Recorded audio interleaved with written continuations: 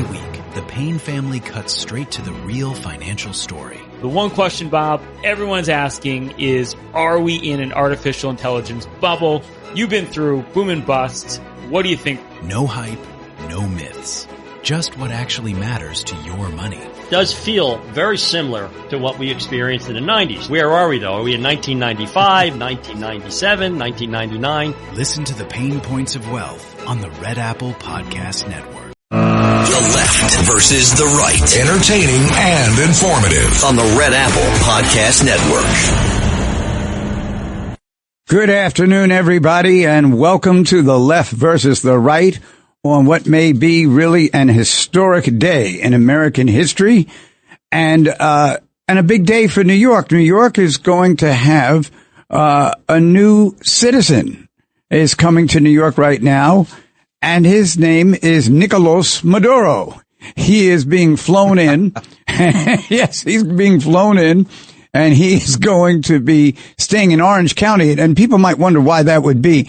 It's because the Southern District, which is where they try these big federal cases, it does cover Orange County, but the other places like the Bronx and Queens, they're in the Eastern District. So this is why he's going to Orange County. And with us is a gentleman who is always a big star here on the left versus the right. Sometimes he's on the left, sometimes he's on the right, but today we're just glad he's here with us, and that's none other than my good friend James Flippin. Well, Governor Paterson, I agree with your comments, and first of all, good to be back with you on the left versus the right, but I agree with you that this is a historic day for the United States of America. It's a historic day for South America as well in terms of kind of some of the momentum that we're seeing in that hemisphere right now. But the question I have for you is this legal or illegal immigration for Nicolás Maduro? Because, you know, he is, in fact, like you said, coming to the New York area, but not necessarily of his own volition, and he's got to face those charges.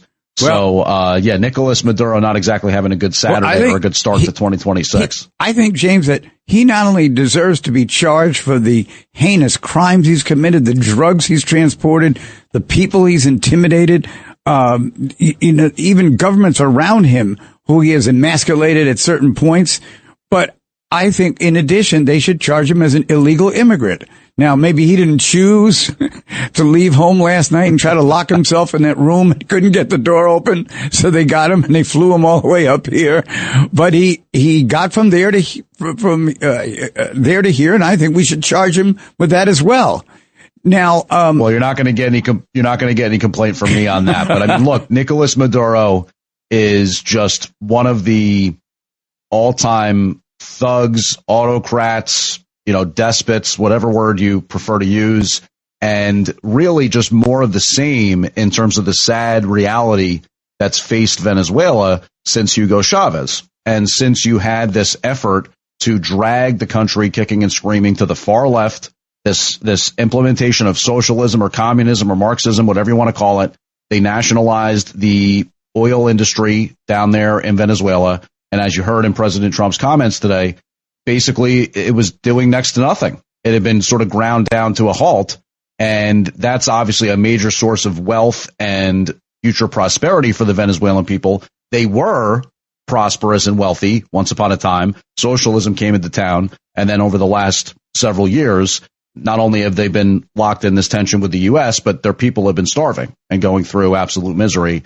as a result of those policies. Absolutely. Now, I want to talk to you a little bit about just the whole sense of where this day may wind up in our history. When I woke up this morning and first heard the story, I'd say the first 3 or 4 hours, the coverage was magnificent. They were talking about how he tried to escape and they stopped him.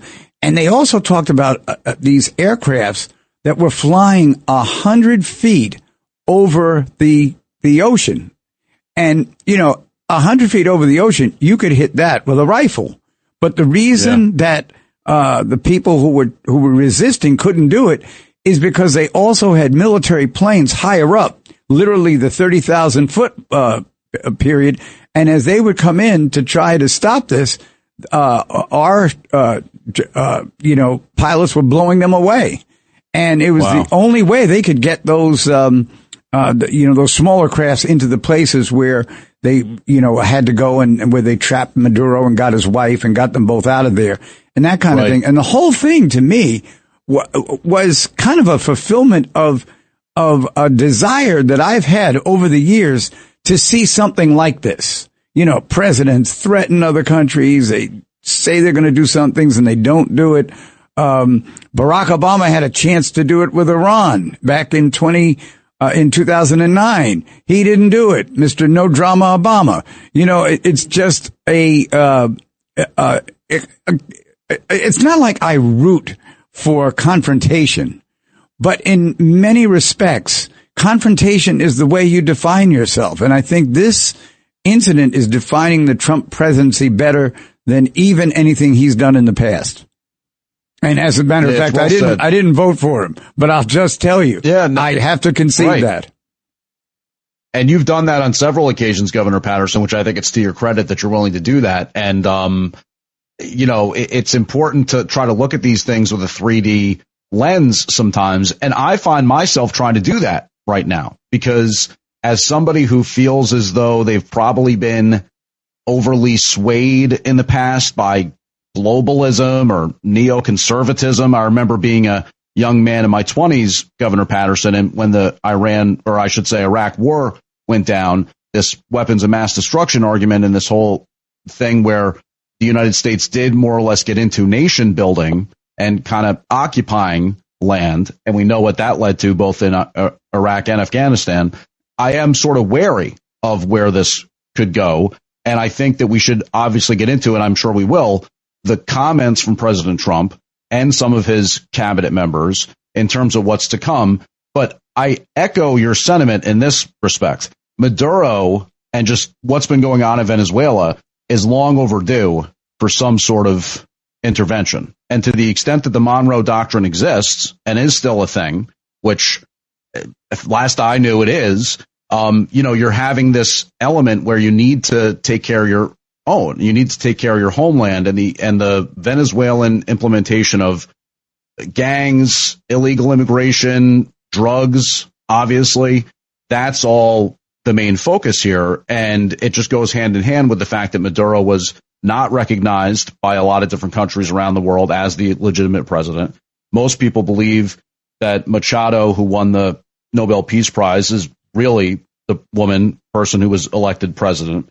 It'll be interesting to see if she has any role to play in the future here. But yeah, I think it's sort of a mixed bag for me. It's this whole idea when I first started thinking about the action in Venezuela.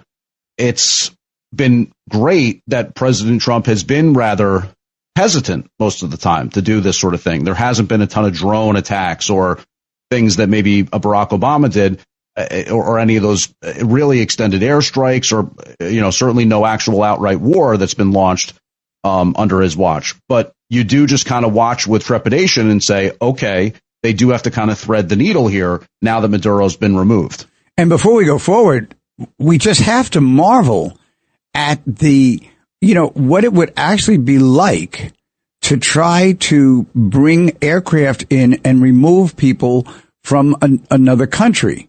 And of course, we tried to do that years ago and it didn't work out. But what I'm just saying is the precision with which they managed to pull this off is incredible. And as the president said in his news conference, no other country could have done that. Just could not have done it. Yeah. And it takes a lot of guts and guile. Yeah. And you've got to be able to stand there when it's over and justify it. And so what I was, if I could just continue where I was before, that's how it was. But then around 10, 11 o'clock, I guess maybe the media got tired of covering this story. So they start bringing these people on who are saying that this is an invasion of a country by another country. And, this is how America is. They want to control everything and run everything. Listen, we have enough problems in this country with drugs. We don't need any more to come in from Venezuela or the Dominican Republic or these other places where they come in. And really part of this whole attack was to try to stop it. And one congressman from Massachusetts, and I can't think of his name. His first name is Seth. And he was carrying on a couple hours ago about this isn't going to change the drug trade. Oh, how does he know that? You know, but it's this way of, even when there's something to cheer about, there's some people who can only cheer for 5 minutes and then they have a problem with it. Yeah. And I think that this is basically really something where if I could kind of pat myself on the back a little bit here, Governor Paterson, go right ahead, invite everybody to go to WABCRadio.com, and you'll see a column up there that I wrote at 7:15 this morning, because I, just like you, Governor Paterson, woke up to my phone with tons of notifications, and that's how we kind of get that news overnight. All of a sudden, you see all this stuff on your phone that's going crazy, and reached out to Lizzie Radabali. She'd been all over it since 5 a.m. during her news hour. We were on top of it at ABC. But I wrote that column, and what I titled it was, "Get Ready for a Ton of Venezuela TDS." Because as if seeing the future, I could have predicted that that's what that change was going to be around 10 a.m. from the major news networks, Governor Paterson, because it's a sickness. It's an inability for the political left right now to actually give any sort of credit, oxygen, benefit of the doubt to the political right. And it's because Trump is such a cult of personality, I guess, but it's also because the entire movement really, it sort of demands that orthodoxy. Absolutely. And, you know, first of all, whether you agree that it should have been done or not, you can't diminish the anxiety that the military people and even the president went through trying to pull this off. This could have been a real calamity where a lot of our troops got killed, and we'd be all mourning it at this particular time.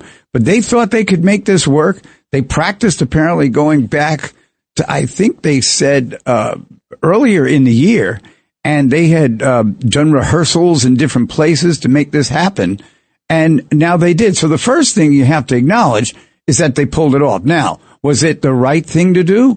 Well, since the government of Venezuela didn't seem to want to listen to anything that our government was saying to them, ignored the threats we made against them, almost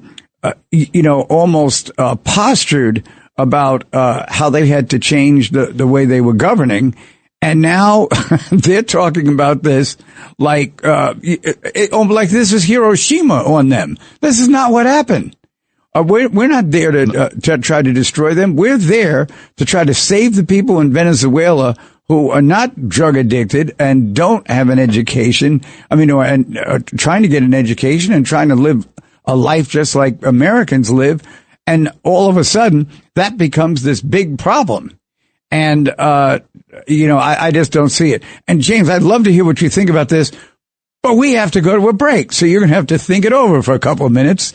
We are on the left versus the right. I'm David Paterson with James Flippin here on WABC 77 Radio here in New York. We'll be back right after this. The left versus the right on the Red Apple Podcast Network.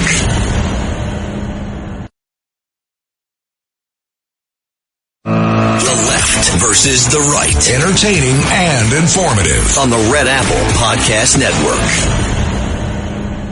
And now, if you don't know, now you know. And if you don't know, now you know. Oh, man, we're really getting into it this afternoon on the left versus the right. I don't know if Mr. Flippin or myself would be particularly interested in some of these intros. But, James... Governor Paterson, I personally requested that, and I was granted a waiver with the use of hip-hop, despite that not being really the typical musical choice on 77 WABC, because it fits so nicely with the fact that Secretary of State Marco Rubio said, this is a president of action. To your point, Governor Paterson, this was a military option that really took precision. It took a lot of perfection, and it took a lot of guts to pull it off and in order for it to be pulled off. So if you don't know, now you know. Nicolás Maduro definitely thinking that right now. Absolutely. Now I wanted to, further talk to you just about this whole situation. Now, Marco Rubio, who speaks very fluent Spanish, had been talking to the vice president ever since the removal of Maduro. And the president, Trump, reported that she said, "We'll cooperate with you to the best of our ability." Well, I guess this is a politician who can't even, who could reverse themselves quicker than any I've heard, because 1 hour later she said this was a vicious attack and a malicious attempt to disrupt our government, and we're not going to allow it. So I don't know whether she's rotated back the other way since then, but I think, honestly, if I was a vice president and someone like Maduro got removed, I would be delighted to work with Trump. Basically said we're going to come in and clean up the whole place. And he's talking about financial situations, digging up oil that was taken away from the United States years ago, and a whole lot of other things that won't just benefit the United States, but would benefit Venezuela as well. And he kept saying, we will share. We're not going to do this and just, come in and take all of the valuables of the country and not give them anything. Yeah, I mean, I think that Governor Paterson, it's one of those instances where the optics are about as bad as you want them to be. In essence, the vice president of Venezuela is probably finding herself caught between a rock and a hard place, because who knows if she's on the hook for any sort of legal charges. I actually honestly don't know what the indictment says or reads when it comes to anything like that. I just know that she's a member of the party, the Maduro party. So then somehow, some way, she's at least pretty closely affiliated with his policies and what it is that he's been able to carry out there. But I can't imagine a sort of political winner then for her to also act as though, oh, our saviors have arrived and all this kind of thing. The videos that you're seeing on social media, a lot of people in Venezuela or people that are in Florida and have a lot of family in Venezuela, other parts of the country too, including New York. It sounds like there's a lot of people pretty happy to hear about Maduro getting kicked out. And absolutely. Yeah. I mean, if you could imagine the ability to stop the rise of a Fidel Castro 20 or 30 years into that, as opposed to what's obviously happened for Cuba, then you can imagine why any sort of expats or people living there would feel that way. And like I said, this is a guy, it doesn't surprise me that the political left in the country, or that the vice president down there in Venezuela is going to have this kind of thing on their mind. But the fact is, this is a guy, Maduro, who was indicted 5 years ago, or 6 years ago now. He was not recognized by the European Union. President Biden did not recognize him as the president. Oh, what a big lift. He really put himself out there for that one, yeah. Paterson. And Rubio, in his comments today, said that Maduro had been offered an off-ramp in his own way. He said, basically, we tried to let this guy sneak out the back door if he wanted to do that, and he wasn't willing to do it. And furthermore, he had taken hostages, was playing footsie with Iran, the whole oil and money laundering thing going on between them and Russia. And like Rubio said at the front end of our segment, if you don't know, now you know. The 47th president isn't playing games. He's going to do something bold to protect the people of the United States. And in this case, it should also, and I believe will, in time, benefit the people of Venezuela. Oh, I think it will totally benefit the people in Venezuela. One of the other issues that obviously came up, and President Trump was really funny when this came up. One of the reporters said to him, well, don't you think you should have consulted with the House and Senate members, the leadership there, before you go and do something like this? And Trump declined at first, and he let Secretary Rubio speak. And Secretary Rubio said, in a sense, the type of mission this was not a mission where too many people could know about it, because the sanctity of the whole mission, no one's supposed to know about it until it happens. And then Trump chimed in and he said, and the other thing is, if we told Congress, you know what Congress is most noted for? Leaking. They love to leak things. Just cracked me up because, you know, when I was governor, that would happen all the time. One report said, I won't tell anyone. And I would actually think that they were keeping my confidence, and I tell them about something was going to happen. And 5 minutes later, my press secretary runs in. Why did you tell them about that? You know, and it's just that, people will do anything to try to get a story. But I think also, you know, just this whole idea of even comparing this to all of the takeovers that we've witnessed in our lifetime in different countries and areas around the world, snuffing out freedom at times, destroying democracy in places. And now here's a democracy attacking a dictator. Well, that's what actually happened.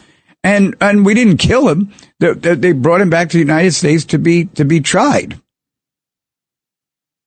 The fact is that the way it was done, it had to be done like that.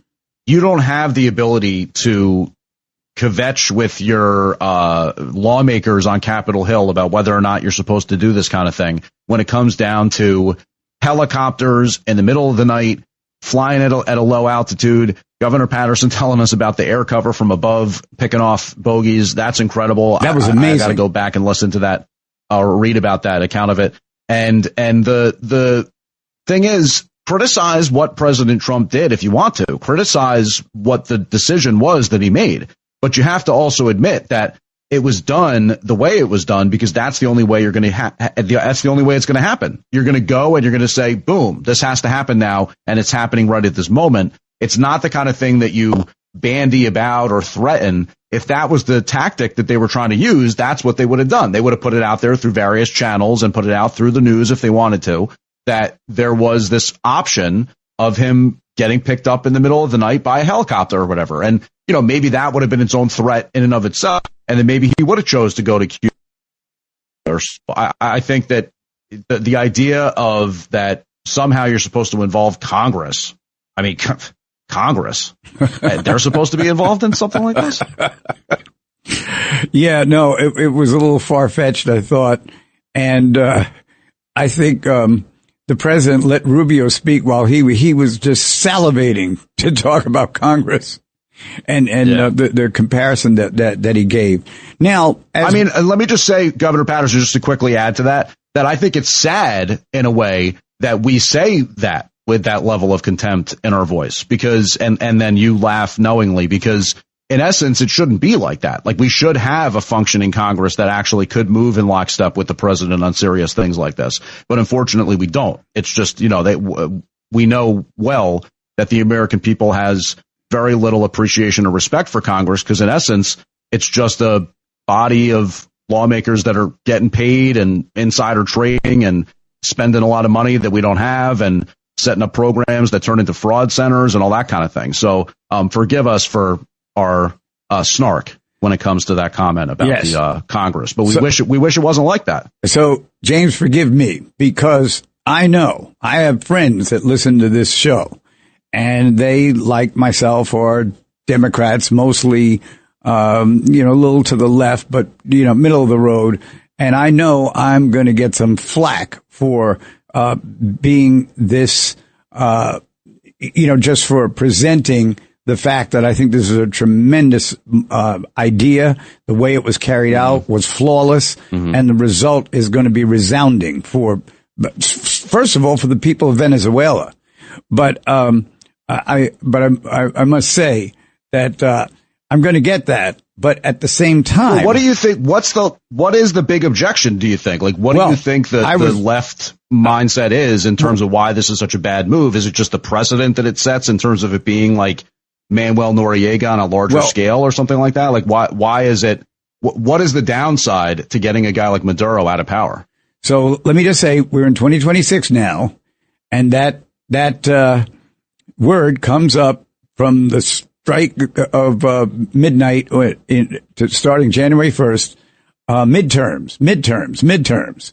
So in a way, if you, I would think that plenty of people who probably wouldn't consider it right now based on what the polls are saying would rethink who they'd like to vote for in the midterms, because the leader of the Republican Party pulled off this incredible coup, basically. And what I'm saying to you is, if I was in charge of any of these, areas, the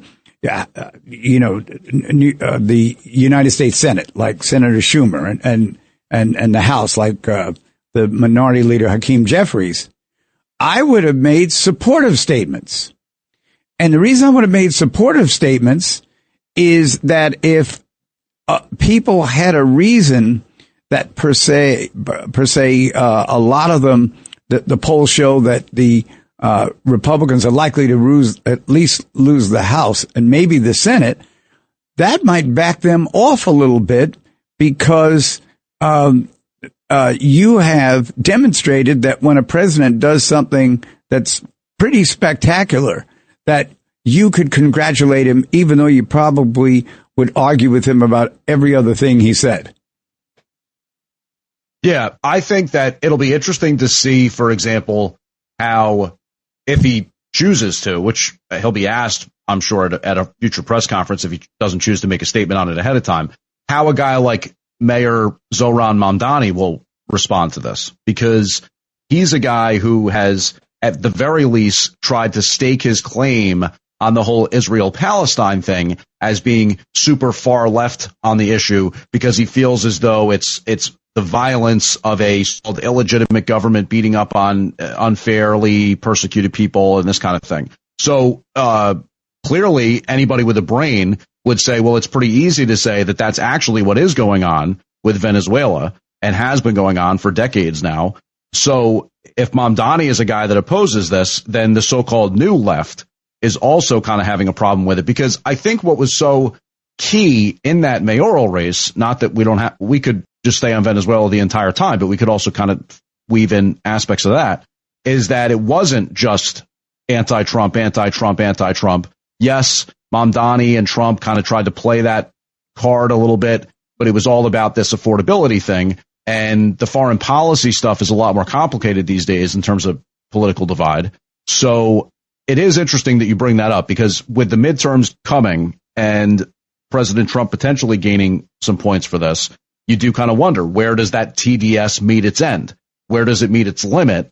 Where is it something that's actually kind of a diminishing returns thing for the Democrats? Maybe we'll see with this issue.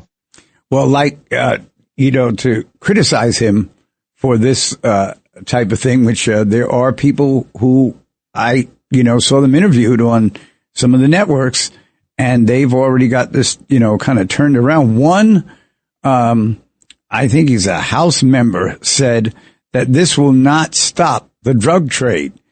I really want to know where he gets his information from, the World Book Encyclopedia or something. I mean, it's just a joke for elected people to get up and say something like that.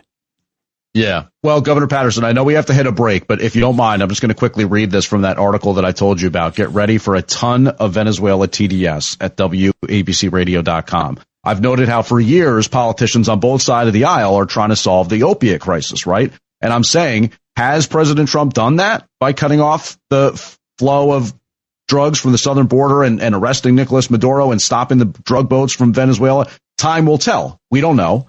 But you can best believe, nobody on CNN or MS Now or the New York Times will be willing to find out. They're not going to even give it a chance. And that's the TDS that we've talked about. And this is the Pulitzer Prize nominee, James Flippin, looking at this situation. And, James and I do this show a lot together. Yeah, we disagree here and there, but I have a big disagreement with James right now, because I think he has played games with the WABC audience. He talked about when he was in his 20s. I thought he was in his 20s now. And in honor of that, when we come back, I want to hear a little more of that, hip-hop music. We'll be right back. The left versus the right on the Red Apple Podcast Network.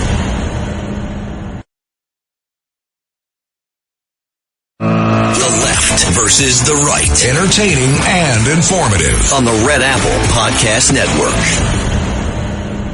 Well, we've certainly had some fun here for the first show of the year, James. And as we go into this segment, you did bring up, the mayoral situation and the new mayor coming in. So I'm anxious to hear how you feel the new mayor is adjusting or not adjusting, or making his life more difficult or making others easier. Yeah. Well, I mean, I think that there's a sort of mixed bag in my mind in terms of the executive orders thing, right? A lot of either undoing some executive orders or signing some new executive orders in the first couple of days of his administration. And I guess in and of itself, that's not anything new that a mayor would do that, but it was controversial in the sense that at least one of them ties into anti-Semitism and cracking down on anti-Semitism, and the definition that's used by, I think, the Holocaust Foundation or the Holocaust Remembrance Museum. Right. For what is the definition of anti-Semitism? And he crossed that one out. As a matter of fact, James, at first they said there was this one, and it had to do with money that Mayor Adams wanted to put in an anti-Semitism program. And Mamdani said, "Oh, okay, that slipped through, but I'll take care of it." But then when they kept looking in, they were somewhere between 5 and 10 of these executive orders you would never think anybody would reverse. Yeah, well, I think that there's two things I wanted to say. One is some of the orders that he took action on, I guess the point of demarcation for him, what he said was, it's when Adams got indicted, right? When Mayor Adams was indicted, he felt that there was some sort of a legitimacy gap after that point, that maybe the mayoralty of Adams had come under some sort of pressure or favor from the Trump administration, and that he was going to, make deals with them to sort of carry certain things out. Not even saying I agree or disagree with any of that. I'm just saying that was the perception, right, and that's why he took some of those down.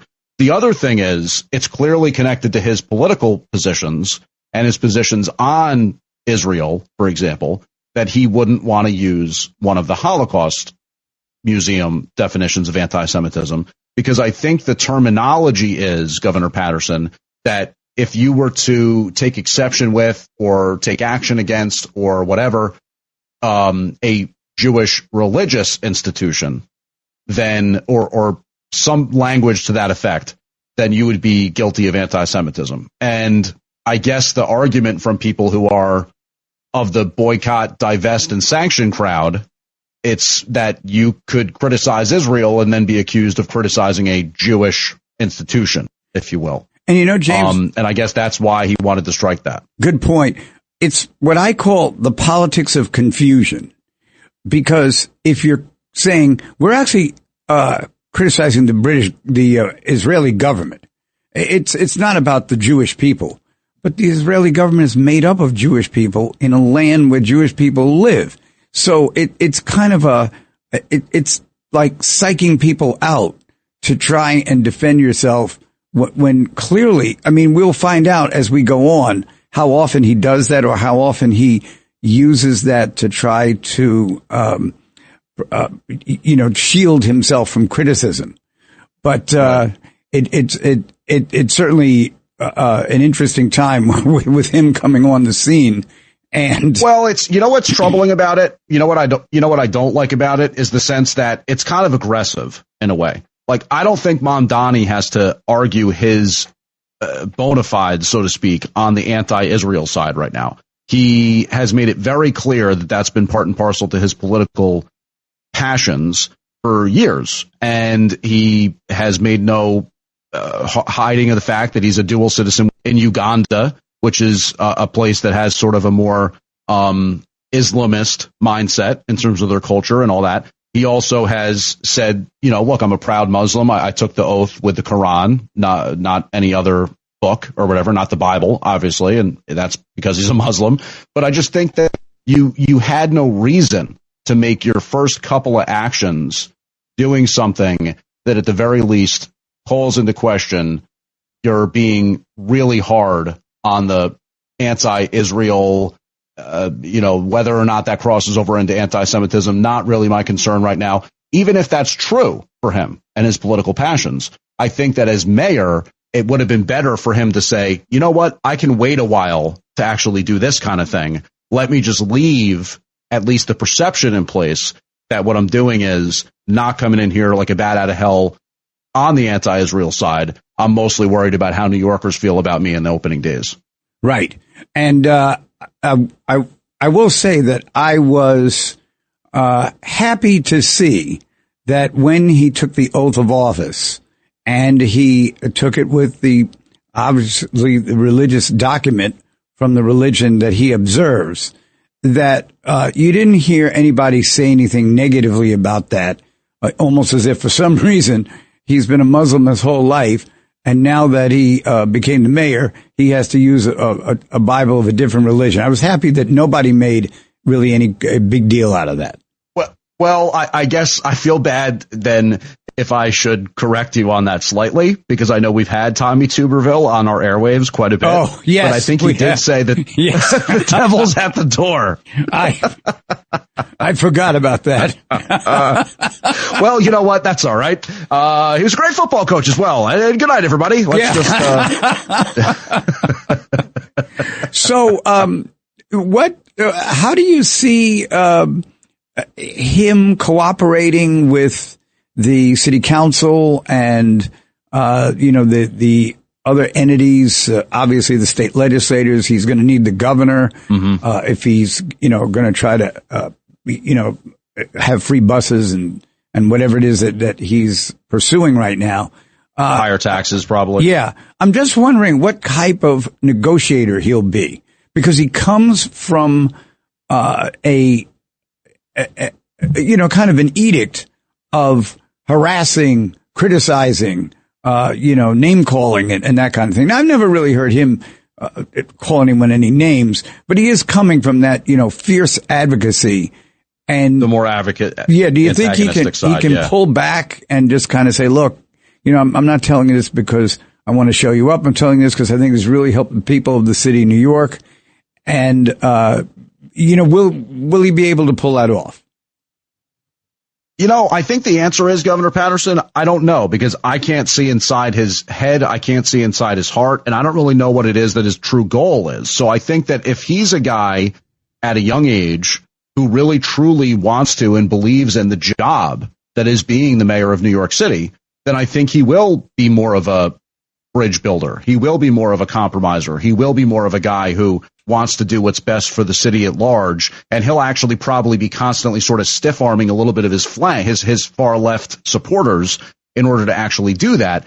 But so far, we haven't really seen that. We haven't seen him, because the election night speech was probably the first chance to do it. Obviously, we know he didn't really then. He kind of kept up the battle cry, and he definitely did the same thing I thought there was one nice moment. Look, speeches are speeches, so take it with a grain of salt. He had a nice moment where he said, oh, you know what? I'm your mayor. I'm going to worship with you. I'm going to celebrate with you. I want to be there with you in all the different moments of New York and all this kind of thing. And I thought that was a good statement. But he also said he's going to govern as a democratic socialist and that he's not going to change his positions on that. So I think it ultimately probably comes down to, does he want to be president someday? Does he think that as long as he remains the sort of like new heir apparent to Bernie Sanders along with AOC, that he's going to have that opportunity to do that? Is it really actually important to him to be a historically great mayor of New York City? And does that sometimes mean kind of moving towards the center a little bit to get things done? I don't know. I also don't know, and this is something you could probably chime in on because you've had experience as a lawmaker in New York, not New York City, but just New York. Does the city council really have the will as an entity to do anything other than just being a rubber stamp for a guy like Mamdani? I don't know. I think that there are more conservative elements within the council, but it's pretty much dominated by people who I think feel and think the same way that Mamdani does. So I don't know how much that entity, the city council, really kind of wants to craft itself as a foil to whatever it is that Mamdani wants to do full hook, line, and sinker? That is a fascinating question. I really had not thought of that up to now. I mean, I knew that he and the city council have far more in common, than say he and the state legislature or even the governor's office, as much as she's been, I think, unusually kind to him, over the past couple of months. But yeah, it's one thing, when you're just talking about what you want to accomplish. It's another thing when you actually have to start doing it and you have disagreements. And that's where you see people's personalities come out, and it's not always the best. It's not always the best accounting of themselves. And so that will be interesting to see, let's say, how there might be something he really wants and the city council doesn't want to do it. What will he do at that point?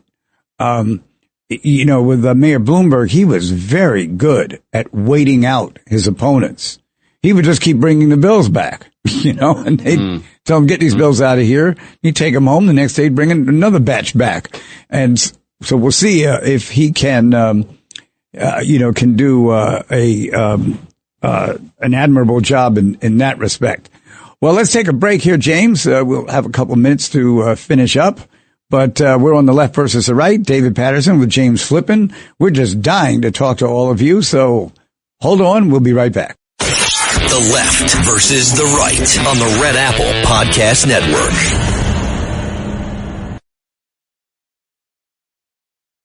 The left versus the right. Entertaining and informative on the Red Apple Podcast Network.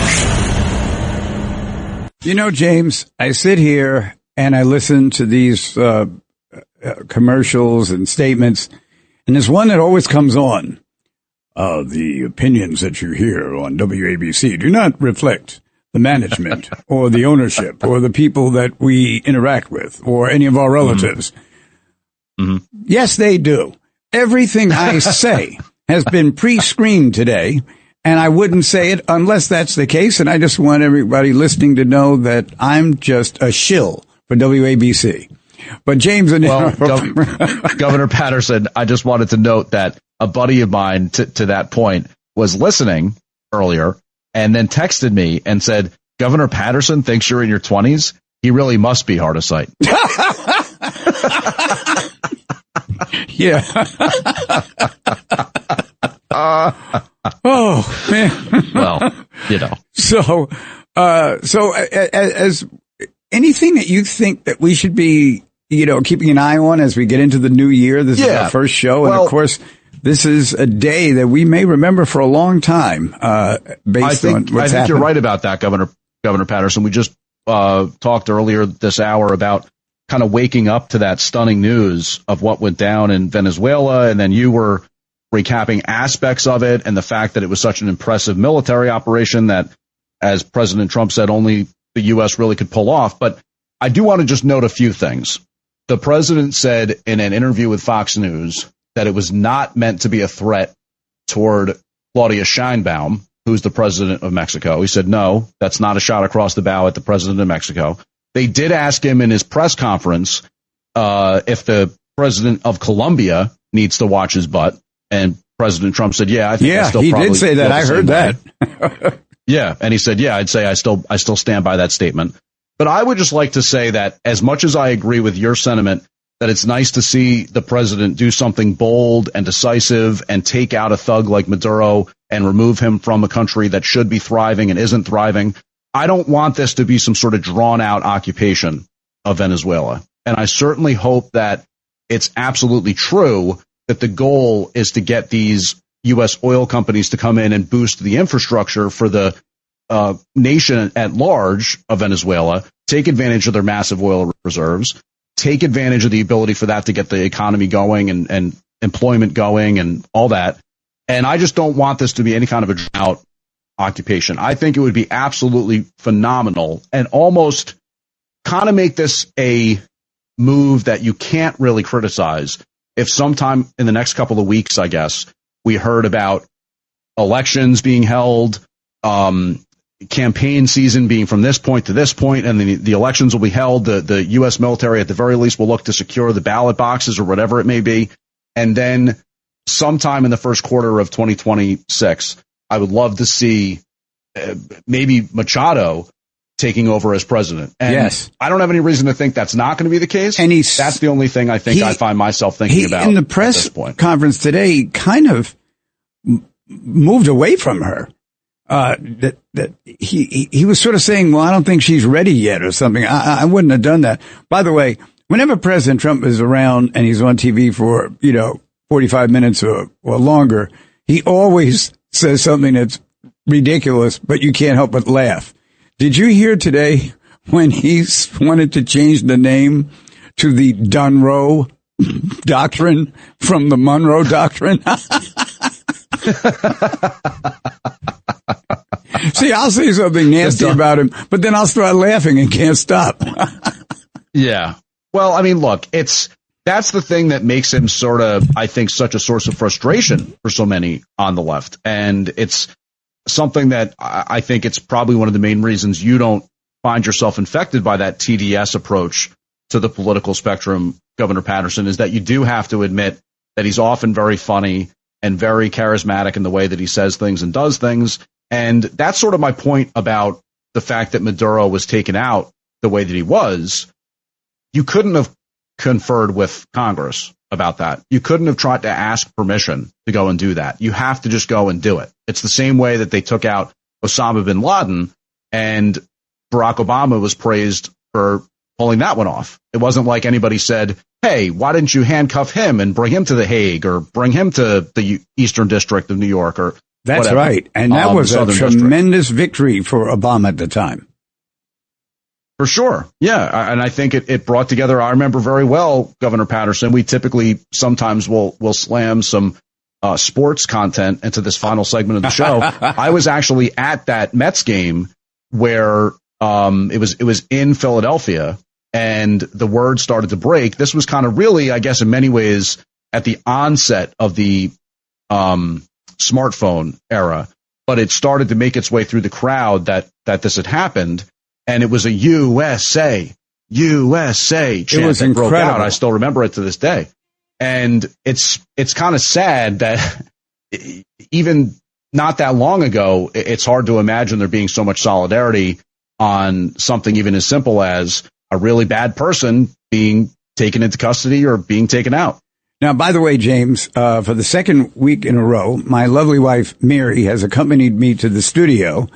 And oh, yes, beautiful. She did a little research, and the elected official who I've been smearing through this whole show is Seth Moulton, congressman from Massachusetts, who went off. Seth Moulton, like molten rock, which is where I think his brain is supposed to be. And he, I mean, it was as if, we'd been attacked by Hitler or something. I mean, it was just so out of line, the things he said. And even the reporters, I think, were trying to keep a straight face when he had this meltdown. So you can look him up online before our next show. But this is well, I certainly shall. And sometimes you just have to take those. Talk about Trump being funny. You have to take some of those members of Congress as just true comedy acts. But I did see an article. But from they Fox don't know News. that they're a comedy act. They just do it, No, that's true. That's true. Very, very true. But I do appreciate your lovely wife helping us on the research front. And I saw something on a Fox News article quoting a different congressman from Massachusetts, Jim McGovern, saying something along the lines of, at least this one's not as crazy. He's saying, without authorization from Congress, with the vast majority of Americans opposed to military action, this was an unjustified and illegal strike. He says we don't have enough money for health care for Americans, but somehow we have unlimited funds for war. Hey, look, at least that's the kind of sentiment that I can break bread with somebody like that, because I understand the objections to the high spending on defense and the Department of War and how much taxpayer money that takes up. I think in light of the fraud that we've been talking about so much over the past couple of weeks, it kind of puts it all in perspective. But at least that's something I can find a little bit more sensible as opposed to Mr. Moulton. Yes. Had you ever heard of him before? No, can't say that I have. But I mean, I guess, hey, give him his 15 minutes. I know. Well, you and I've given him 30 minutes now. Well, Well, you know what? That's Happy New Year. Happy New Year, Seth. Happy New Year. How did you spend New Year's, James? You know, New Year's was pretty low key for me. I was doing this whole past week. I had the extended chance to do Sit-In Friends in the Morning with Mr. Katz and Bert Flickinger. Oh, that's right. You did the whole week. You and John, the morning show. Yeah. And also in the middle part of that week, including New Year's Day, I did the Noam 5 a.m. news hour also. So I was definitely not staying up for the ball drop on New Year's Eve. But it was still nice in the sense that I kind of took it easy, which was just hanging out at home with Chris. And, you know, we had some music, watched a little TV and just took it easy. And then I went to sleep. But how was yours? Was it good? Well, I went out with my wife, Mary Paterson, and my stepson, Anthony Sleva. We had a nice dinner. I closed my eyes around 9 o'clock. I opened my eyes. It's 4:20 a.m. Then I'm just sitting there. Then around 5, I thought, you know, if I'm going to be up this early, I might as well jump in a cab and run down and help them do the show. yeah, that's right. I remember you saying that. Wow. Yeah, well, you know, don't feel bad, Governor Paterson, because apparently only 10% of Americans actually go out on New Year's Eve. So for you to not necessarily make it to midnight is one thing, but you did go out. You did paint the town. So feel good about that. Fantastic. Everybody, hope you enjoyed this show. We'll be back next week at 3 o'clock. John Sterling's next on WABC 77 in New York, the great station of all time. Thanks for listening to The Left versus the Right. You can hear The Left versus the Right Saturday afternoons at 4. If you like the podcast, share it with your friends and listen anytime at WABCRadio.com and download the WABC Radio app. Hit that subscribe button on all major podcast platforms. Plus, follow WABC on social on Instagram, TikTok, Facebook, and X. See you next time for a new episode so you never have to wonder. What the heck is going on here? Every week, the Payne family cuts straight to the real financial story. The one question, Bob, everyone's asking is, are we in an artificial intelligence bubble? You've been through boom and bust. What do you think? No hype, no myths. Just what actually matters to your money. Does feel very similar to what we experienced in the 90s. Where are we, though? Are we in 1995, 1997, 1999? Listen to the Pain Points of Wealth on the Red Apple Podcast Network.